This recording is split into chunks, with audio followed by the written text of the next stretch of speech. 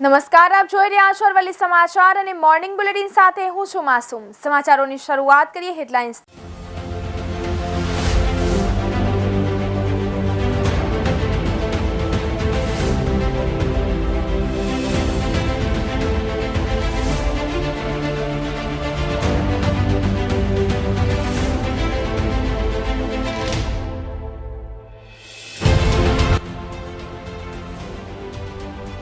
PM Modi 10 जूने फरी गुजरातनी मुलाकाते इसरोમાં મહત્વના પ્રોજેક્ટની કરશે સમીક્ષા। આદિવાસીઓને પાણી પહોંચાડવાના પ્રોજેક્ટનું લોકાર્પણ કરશે। પૂર્વ અમદાવાદમાં ઘરની કિંમતમાં 12% વધારો, પરંતુ પશ્ચિમના વિસ્તારોમાં કિંમત 4 થી 6% ઘટી। ગુજરાત વિધાનસભાના સત્રની સંખ્યા 5 વર્ષની સરેરાશ સંખ્યા રાજસ્થાન મધ્યપ્રદેશ કરતાં પણ ઓછી। હવામાન વિભાગની આગાહી, આજથી ગરમીમાં 2 થી 3 ડિગ્રીનો ઘટાડો થશે। પવનની દિશા બદલાતા ગરમી 1 ડિગ્રી ઘટી। મચ્છીપીટ સહિતના વિસ્તારોમાંથી વીજ ચોરીના 47 કિસ્સા ઝડપાયા।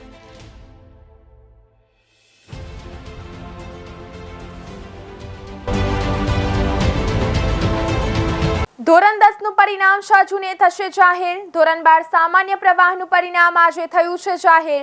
તો શિક્ષણ મંત્રી જીતુ વાઘાણીએ ટ્વીટ કરીને આ માહિતી આપી હતી।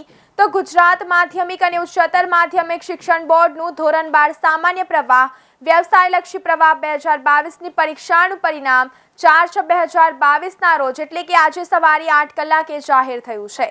તો ગુજરાત માધ્યમિક અને ઉચ્ચતર માધ્યમિક શિક્ષણ બોર્ડનું ધોરણ 10 અને સંસ્કૃત પ્રથમાનું માર્ચ એપ્રિલ 2022ની પરીક્ષાનું પરિણામ તારીખ 6/6/2022ના રોજ સવારે 8 કલાકે પ્રસિદ્ધ થશે।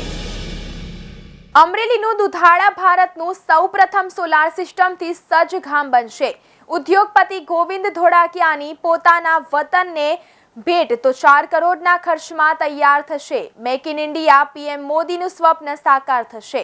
તો અમરેલીના દુધાળામાં ઉદ્યોગપતિ પોતાના ખર્ચે સોલર સિસ્ટમ લગાવી રહ્યા છે। વિનામૂલ્યે સોલર સિસ્ટમ ફિટ કરાશે।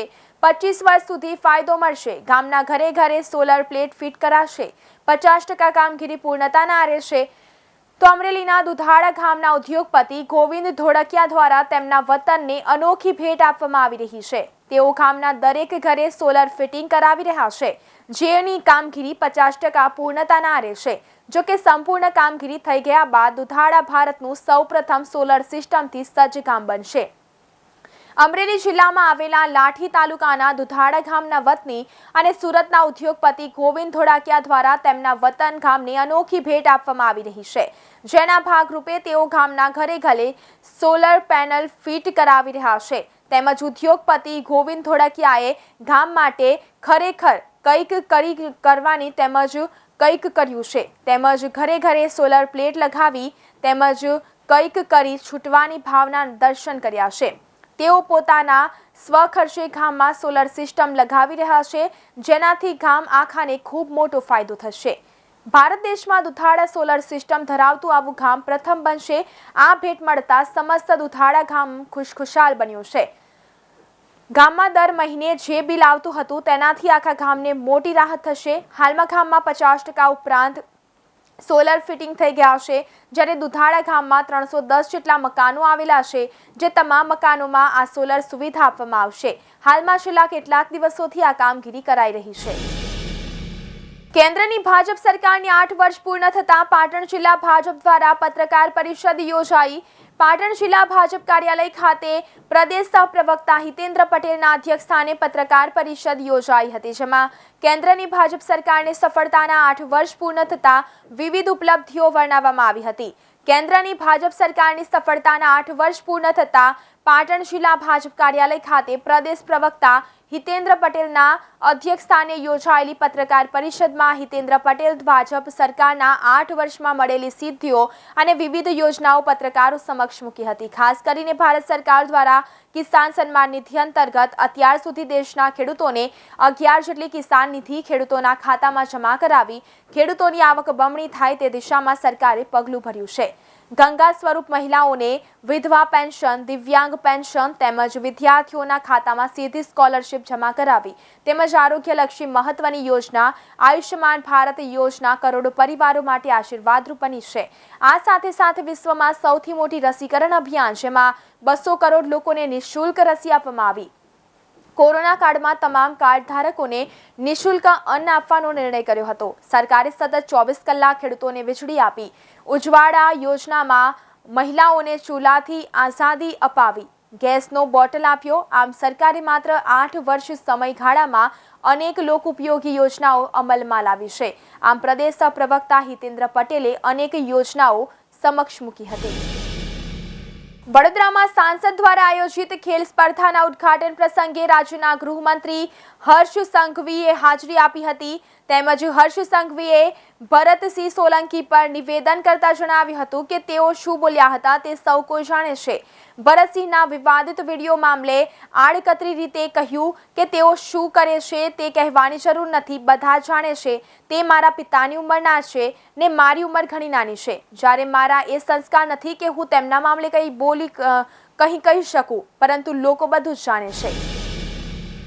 વર્ષ 2022નું ચોમાસું હાલમાં પ્રગતિના પંથે છે. નૈઋત્યનું ચોમાસું આગળ વધ્યું છે, જેમાં ઉત્તર પશ્ચિમ બંગાળની ખાડીના થોડા ભાગો તેમજ ઉત્તર પૂર્વ મધ્ય બંગાળની ખાડીમાં મિઝોરમ, મણિપુર અને નાગાલેન્ડ રાજ્યના ઘણા ભાગોમાં આગળ વધ્યું છે. આવનાર દિવસોમાં મુંબઈ પછી ગુજરાતમાં પણ સામાન્ય એક્ટિવિટી જોવા મળશે. કેરળમાં ચોમાસું બેસી ગયા પછી 10 થી 15 દિવસ પછી ગુજરાતમાં ચોમાસું બેસતું હોય છે. સામાન્ય રીતે ગુજરાતમાં ચોમાસું પહોંચવાની નોર્મલ તારીખ 15 જૂન છે, પરંતુ આ વર્ષે આ તારીખ નજીક ગુજરાતમાં ચોમાસું પહોંચી શકે તેવા પ્રબળ પરિબળ જણાઈ રહ્યા નથી. જોકે વરસાદી પરિબળો ખાસ ધ્યાનમાં લેવામાં આવશે. ત્યાર પછી ગુજરાતમાં ચોમાસું જાહેર કરવામાં આવશે. ગુજરાતમાં સૌથી પહેલા 15 જૂન આજુબાજુ દક્ષિણ ગુજરાતમાં ચોમાસું પહોંચતું હોય છે. ત્યારબાદ મધ્ય ગુજરાત અને દક્ષિણ સૌરાષ્ટ્રમાં 20 જૂન પછી ચોમાસું પહોંચતું હોય છે. જ્યારે ઉત્તર ગુજરાત અને ઉત્તર સૌરાષ્ટ્રમાં 25 જૂન પછી ચોમાસું પહોંચતું હોય છે. જોકે સૌથી છેલ્લે રાજસ્થાન અને કચ્છમાં 30 જૂનની આજુબાજુ વરસાદ પડતો હોય છે. જોકે આ વર્ષે કેરળમાં ચોમાસું વહેલું બેસી ગયું છે, પરંતુ ગુજરાતમાં વહેલું બેસે તેવી સંભાવના થોડી ઓછી છે. તો જૂનના બીજા અઠવાડિયાથી ગુજરાતમાં ધીમે ધીમે પ્રી મોન્સૂન એક્ટિવિટી શરૂ થશે તેવું વેધર મોડેલ જણાવી રહ્યા છે. આઈએમડીએ આગાહી કરી છે કે આ વર્ષે વધુ વરસાદની સંભાવના છે. આઈએમડીના રિપોર્ટ્સ અનુસાર આ ચોમાસાની સિઝનમાં સરેરાશ વરસાદ લાંબા ગાળાની સરેરાશના 103% રહેવાની શક્યતા છે. સ્થાનિક બજારમાં કપાસના ભાવમાં મોટો ઘટાડો થવાની સંભાવના છે. નિષ્ણાંતો કહે છે કે ટૂંકા ગાળામાં એટલે કે 1 થી 2 મહિનામાં સામાન્ય કપાસના ભાવ ઘટીને ₹40,000 પ્રતિ ગાંસડીના નીચા સ્તરે આવી શકે છે, જ્યારે અત્યારે રેટ ₹44,500ની આસપાસ છે, એટલે કે પ્રતિ ગાંસડી ₹4,500ની ઘટાડો થઈ શકે છે. તેમજ ઓરિગો ઈ મંડીના આસિસ્ટન્ટ જનરલ મેનેજર તરુણ સત્સંગીના જણાવ્યા અનુસાર આગામી 1 થી 2 મહિનામાં બજાર ભાવ અને વાયદા બજાર બંને ₹40,000ના સ્તરે પહોંચવાની ધારણા છે. તેમનું કહેવું છે કે કપાસની વિદેશી બજાર કિંમત પણ 131.5 સેન્ટ પ્રતિ પાઉન્ડના સ્તરે આવી શકે છે. બીજી તરફ હાલમાં શંકર 6 કપાસની કિંમત કેન્ડી દીઠ ₹96,000 આસપાસ ટ્રેન્ડ થઈ રહી છે, જે જાન્યુઆરી 2021ની સરખામણીમાં 108%થી વધુ વધી છે. જાન્યુઆરી 2021માં શંકર 6 કપાસની કિંમત પ્રતિ કેન્ડી ₹46,000 હતી, પરંતુ કિંમત 1 લાખની રેકોર્ડ ઊંચી સપાટી નીચે છે. તમને જણાવી દઈએ કે શંકર 6 સૌથી વધુ ઉપયોગમાં લેવાતી વેરાયટી છે અને સાથે જ કપાસની નિકાસમાં પણ સૌથી વધુ ઉપયોગમાં લેવામાં આવે છે. 17 મેના રોજ ગાંસડી દીઠ ₹50,330ની વિક્રમી સપાટીને સ્પર્શ્યા પછી કોમોડિટી એક્સચેન્જ MCX પર કોટન જૂન વાયદો લગભગ 12.2% ઘટ્યો છે અને હાલમાં ₹44,190ની આસપાસ ટ્રેન્ડ થઈ રહ્યું છે.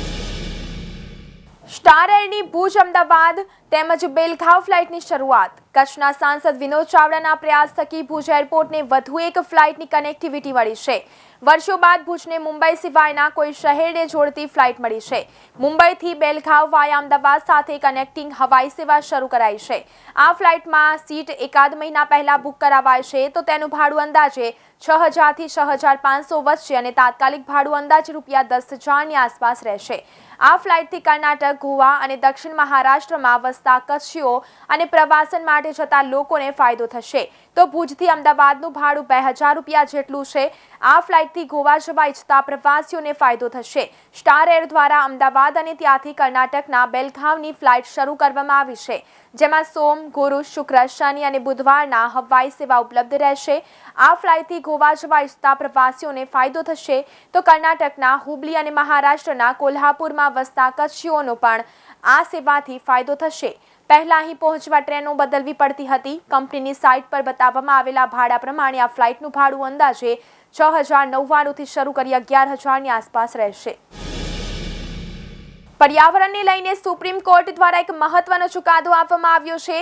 દેશભરમાં સંરક્ષિત વન્યજીવ અભયારણ્ય તેમજ નેશનલ પાર્કની આસપાસ 1 કિલોમીટરના વિસ્તારમાં ઇકો સેન્સિટિવ ઝોન એટલે કે પર્યાવરણ સંવેદનશીલ વિસ્તાર બનાવવાનો નિર્ણય કરવામાં આવ્યો છે. આ ESZની સીમાની અંદર જે કોઈ ગતિવિધિ ચાલી રહી હોય તે માત્ર મુખ્ય વન સંરક્ષણની પરમિશન બાદ જ ચાલી શકશે. જો ESZ અગાઉ નક્કી હોય તો 1 કિલોમીટર બફર ઝોનથી આગળ હશે તો તેને વિસ્તારિત સીમા જ માનવામાં આવશે. પ્રત્યેક રાજ્યના મુખ્ય વન સંરક્ષણ ESZ અંતર્ગત હાલના ક્ષેત્રનું એક લિસ્ટ તૈયાર કરશે અને 3 મહિનાના અંતે સુપ્રીમ કોર્ટને સોંપશે. વન્યજીવ અભયારણ્ય અને નેશનલ પાર્ક ESZમાં કોઈ પણ પ્રકારનું ખનન કરવાની પરમિશન નહીં મળે અને નવા બાંધકામને પણ પરમિશન નહીં આપવામાં આવે. જે ઘઉં તુર્કીએ ભારતને ખરાબ ગણીને પરત કર્યા હતા તે હવે ઇજિપ્ત મોકલવામાં આવ્યા છે. રશિયા અને યુક્રેન વચ્ચેના યુદ્ધને કારણે ઇજિપ્ત બ્રેડની અછતનો સામનો કરી રહ્યું છે. ઘઉંના સૌથી મોટા આયાતકારો પૈકીનું એક ઇજિપ્ત ભારત સહિત અન્ય દેશમાંથી ઓછા ભાવે ઘઉં ખરીદવા માંગે છે. સૂત્રોએ અંગ્રેજી અખબાર લાઈવ મિન્ટને જણાવ્યું છે કે જે ઘઉંને તુર્કીએ નબળી ગુણવત્તા તરીકે સ્વીકારવાનો ઇનકાર કર્યો હતો તે ઇજિપ્ત મોકલવામાં આવ્યો છે. ભારતે 13 મેના રોજ ઘઉંની નિકાસ પર પ્રતિબંધ મૂક્યો હતો. અગાઉ ભારતે તુર્કીને 56,000 ટન ઘઉંના કન્સાઇનમેન્ટની મંજૂરી આપી હતી. ખાદ્ય સચિવ સુધાંશુ પાંડેએ ગુરુવારે જણાવ્યું હતું કે ઘઉંના કન્સાઇનમેન્ટને ભારતમાંથી રવાના કરવામાં આવે તે પહેલા ક્વોરન્ટાઇન અને અન્ય જરૂરી પ્રક્રિયાઓ પૂર્ણ કરવામાં આવી હતી. તેમણે કહ્યું હતું કે તુર્કીના સત્તાવાળાઓએ ઘઉંના કન્સાઇનમેન્ટ લેવાનો ઇનકાર અંગે વાત કરી શક્યા નથી. પાંડેએ કહ્યું કે ઘઉંનો આ કન્સાઇનમેન્ટ ભારતીય કંપની IETC લિમિટેડ હતો અને મને કહેવામાં આવ્યું હતું કે આ ડીલ સંબંધિત નાણાકીય વ્યવહાર પૂર્ણ થઈ ગયો છે. ભારતીય કંપનીએ આ ઘઉં એક વિદેશી કંપનીને વેચ્યા હતા, જ્યાંથી આ ઘઉં તુર્કીની કંપની સુધી પહોંચ્યો હતો. તુર્કીએ ભારતના ઘઉંમાં રૂબેલા વાયરસની ફરિયાદ કરી હતી. 2 વર્ષ ઘરમાં પુરાયા બાદ હવે સહેલાણીઓમાં ચાલુ વર્ષે ટ્રાવેલિંગમાં 7 ગણો વધારો જોવા મળ્યો. હિલ સ્ટેશન સાથે ચારધામની યાત્રામાં પણ ભારે ધસારો. રેલવેએ નવી ટ્રેનો દોડાવવા પડી તેમજ કોરોના કાળ દરમિયાન લોકો સંક્રમણના ભયથી મુસાફરી કરવાનું ટાળી રહ્યા હતા. પરંતુ ચાલુ વર્ષે કોરોનાના કેસ તળિયે પહોંચતા જ બાળકો સાથે પરિવારજનો દેશમાં ફરવા માટે નીકળી પડ્યા હતા.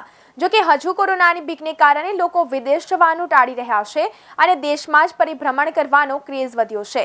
ત્યારે પશ્ચિમ રેલવે દરમિયાન ઉનાળા દરમિયાન સ્પેશિયલ સમર 28 મુસાફરોના ધસારાને પહોંચી વળવા ચાલુ કરવામાં આવી છે. ઉલ્લેખનીય છે કે મુસાફરોની સુવિધા માટે અને ઉનાળાના વેકેશન દરમિયાન મુસાફરોની માંગને પહોંચી વળવા માટે પશ્ચિમ રેલવેએ સમાન રચના, સમય અને રસ્તા ઉપર વિશેષ ભાડાઓ સાથે 14 જોડી સમર સ્પેશિયલ ટ્રેનો ટ્રીપ લંબાવી છે. ખાસ તો વાત કરીએ તો ટ્રેનોમાં પણ ચાલુ વર્ષે મસમોટું વેઇટિંગ જોવા મળી રહ્યું છે.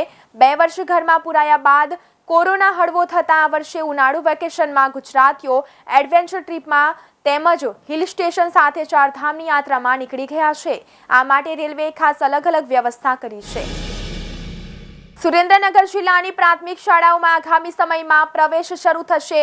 ત્યારે છેલ્લા 3 વર્ષમાં ધોરણ 1 થી 8માં અભ્યાસ કરતા 6,111 બાળકોને તેમના વાલીઓએ ખાનગી શાળાઓમાંથી LC લઈને સરકારી શાળાઓમાં પ્રવેશ અપાવ્યો છે. આની પાછળ ખાનગી શાળાઓની મોંઘી ફી અને કોરોના જવાબદાર હોવાનું માનવામાં આવી રહ્યું છે.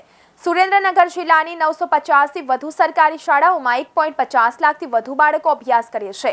ત્યારે આગામી સમયમાં આ શાળાઓમાં પ્રવેશ કાર્યવાહી હાથ ધરવામાં આવશે. સુરેન્દ્રનગર જિલ્લાની છેલ્લા 3 વર્ષની વાત કરવામાં આવે તો જિલ્લામાં 6,111 બાળકોને તેમના વાલીઓએ ખાનગી શાળાઓમાંથી સરકારી શાળાઓમાં પ્રવેશ અપાવ્યો છે. તેની પાછળ શાળાઓની મોંઘીદાટ ફી જવાબદાર છે. મોંઘીદાટ ફી ઉપરાંત શાળાઓમાં ફી લેવાનું વલણ પણ જવાબદાર માનવામાં આવે છે. હજુ આગામી વર્ષ 2022-23નું શૈક્ષણિક કાર્ય પણ શરૂ થયું નથી, ત્યારે અમુક ખાનગી શાળાઓએ વાલીઓને ફી માટે ફોન કરવાનું પણ શરૂ કરી દીધું છે. છેલ્લા થોડા વર્ષોથી સરકારી શાળાઓ પણ હાઈટેક બની ગઈ છે. સરકાર સરકારી શાળાઓ પાછળ કરોડો રૂપિયા ખર્ચી બનાવી રહી છે. બીજી તરફ સરકારી શાળાઓના શિક્ષકો હાઈલી ક્વોલિફાઈડ હોય છે, જ્યારે ખાનગી શાળાઓના શિક્ષકો સરકારી શાળાના શિક્ષકો જેટલા ક્વોલિફાઈડ હોતા નથી. આથી પણ વિદ્યાર્થીઓનો સરકારી શાળા તરફ ધસારો જોવા મળે છે. તો મોર્નિંગ બુલેટિનમાં અત્યારે બસ આટલું જ. વધુ સમાચાર જોવા માટે જોતા રહો અરવલ્લી સમાચાર, એટલે તમારો વિસ્તાર, તમારી વાત.